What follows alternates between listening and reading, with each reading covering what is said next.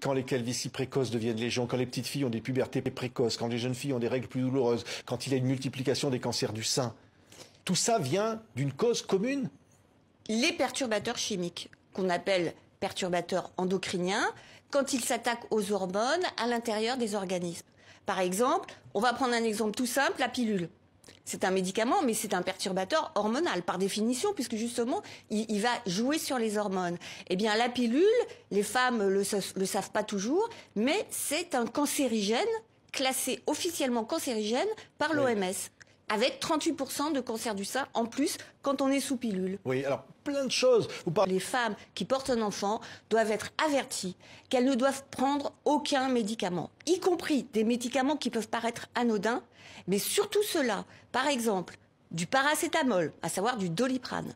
Le paracétamol, il a été prouvé que le paracétamol féminise les petits garçons lorsque la maman en prend quand elle est enceinte du petit garçon.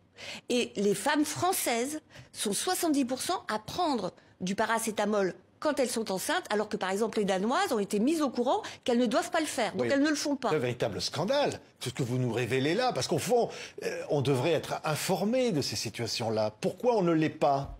Il y a un manque d'information, parce que pourquoi en France on n'informe pas les femmes enceintes alors qu'au Danemark ils le font?